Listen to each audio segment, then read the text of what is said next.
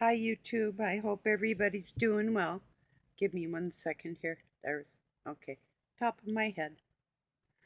Um, today was okay. Just cleaning house and that's about it. Let's see. Oh, yeah. I was thinking, about all this propaganda about asteroids hitting and aliens, and what I would be most concerned for would be martial law. Um, so I was thinking I might as well tell everybody my opinion. If you see anything crazy or weird in your area, beyond the people on the planet, but I mean, like out of the sky or noises or whatever, just stay in your house.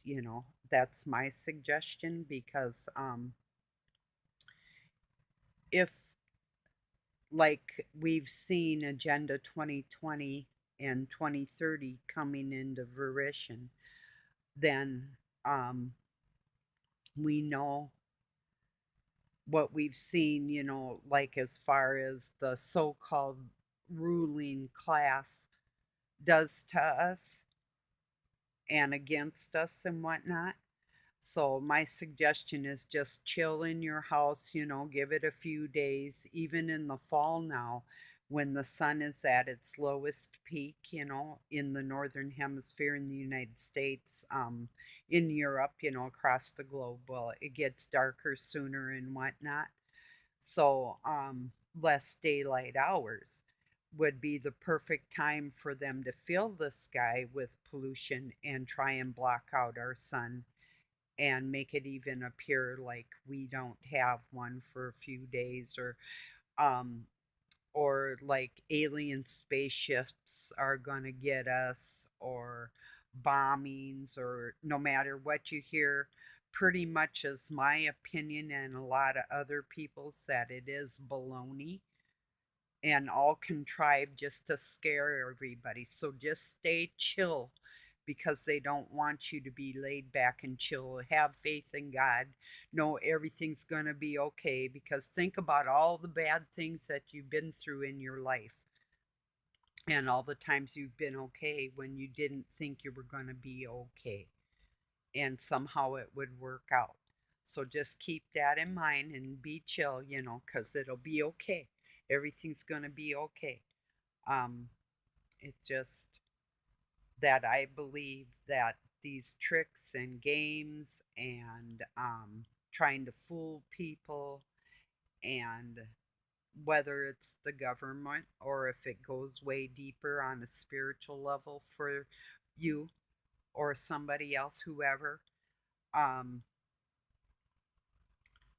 just stay chill, because the moral of the story is the bad guys don't win, regardless of what it looks like at this point.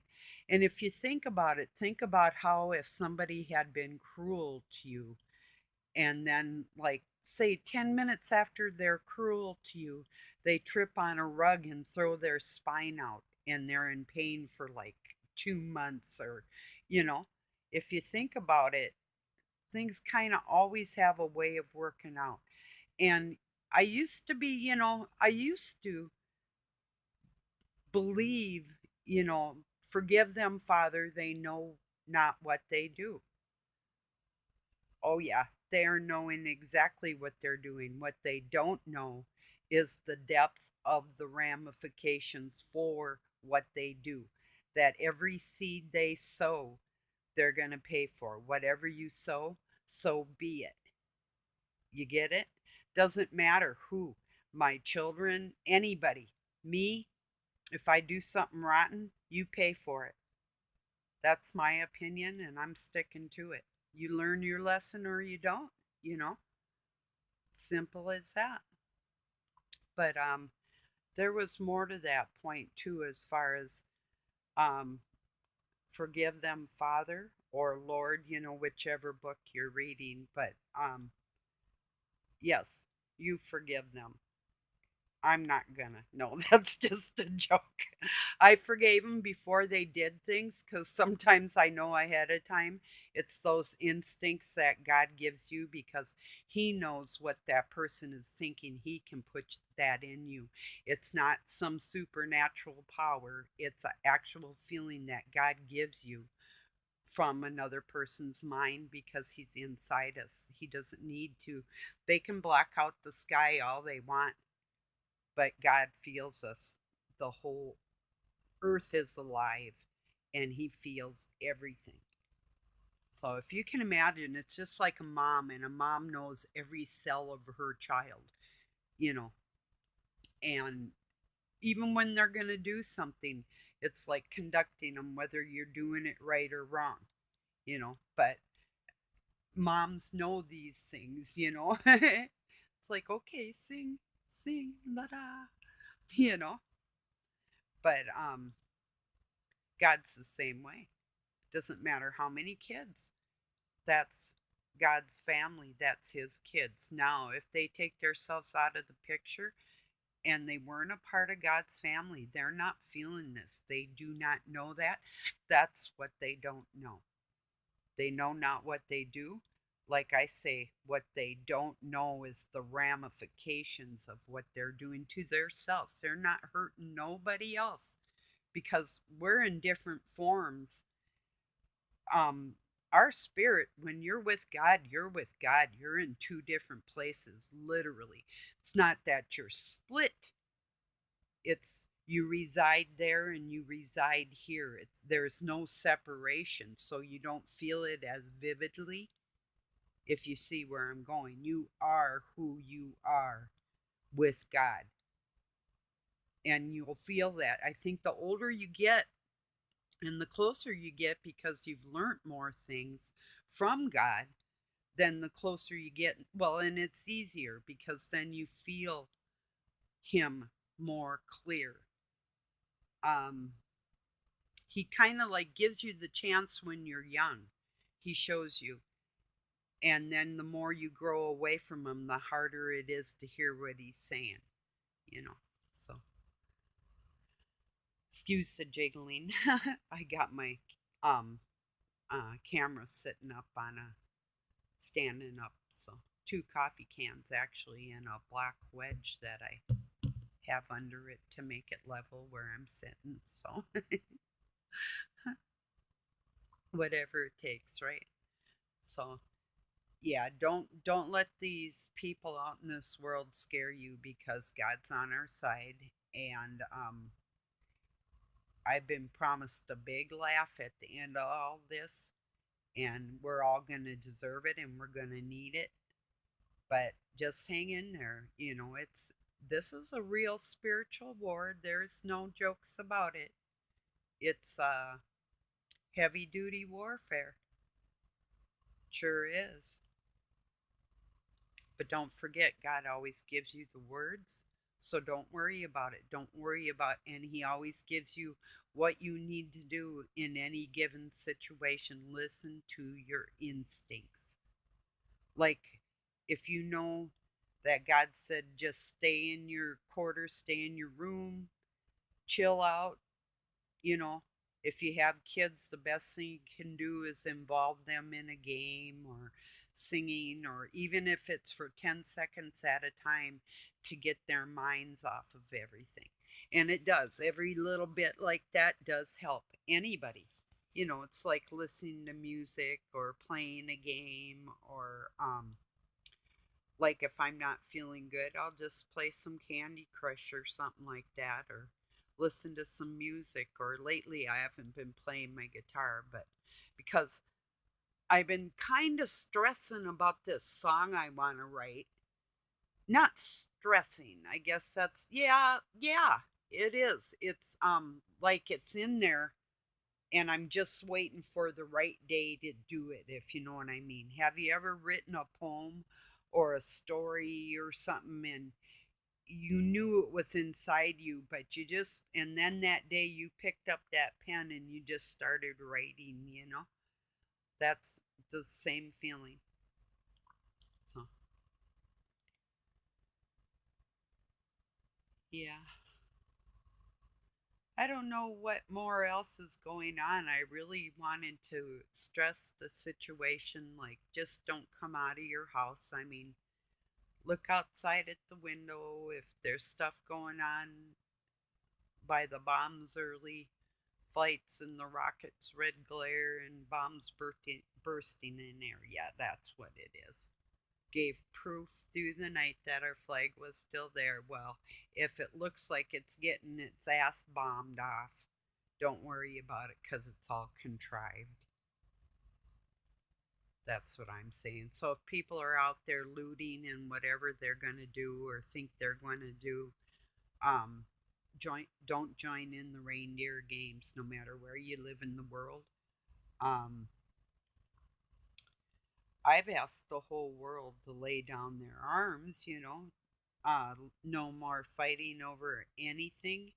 And as people, we could all work together and share on this planet. If we shared all our produce or goods from all over the world with everybody all over the world, wouldn't that be incredible? Oh, here's a big shipment from China, and we just sent them a big shipment of stuff they don't have. And um, there's one from Russia or Argentina, or, you know, and we could work out, what do you guys need? What do you guys need? Just say if there was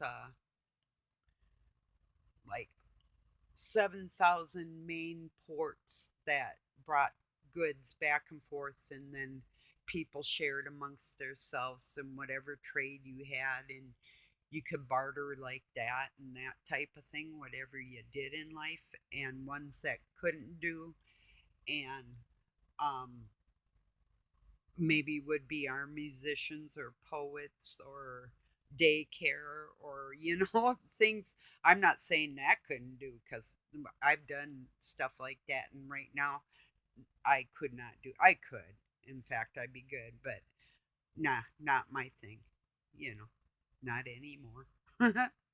So yeah, I think the most fun, I babysat, even though I worked at the hospital and went to school and had two kids. But I babysat this little baby named Joseph, even overnight sometimes. And my oldest son, Luke, would feed Joseph, this tiny little baby. He wasn't even a year old yet. And he'd feed him. He wanted to feed that baby.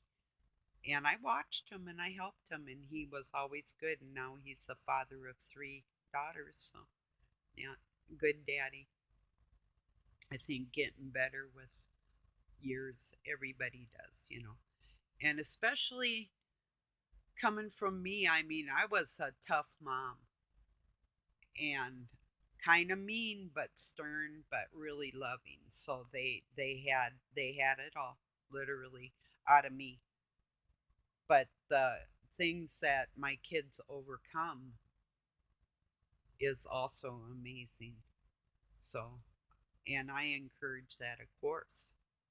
But I know it'll take time. I know what Satan tried to do to my kids, but it's not going to work. He will not succeed. And, even the Satanists, they don't realize that Satan isn't even his self anymore, with hatred like that of God, that they've joined forces. And in the end, that's the biggest lie of it all, is Satan. They literally think, take me to your leader. They literally think they have a leader, and they don't.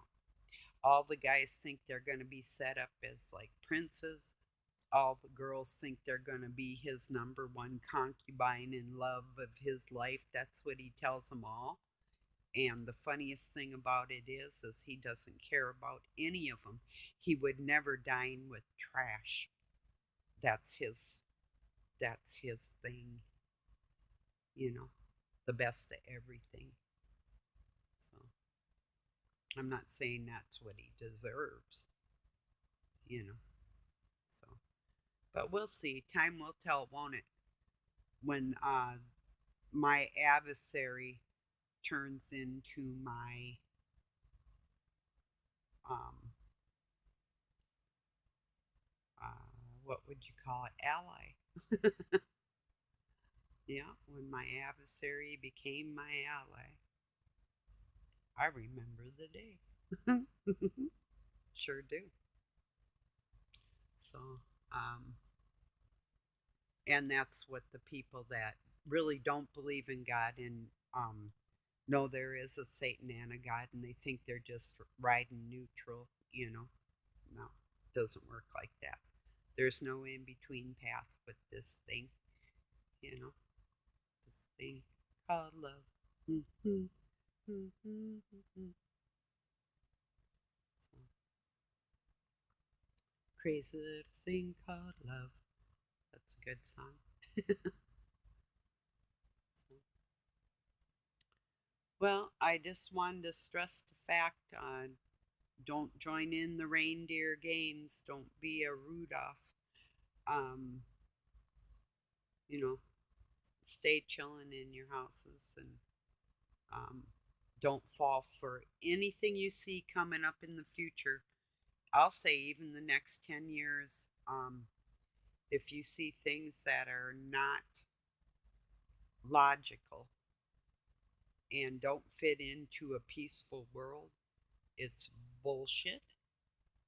Our souls are inside us, and don't worry about anything. Everything's going to be okay. So, um, I'll leave you on that note. I love you very much. Thank you for joining me.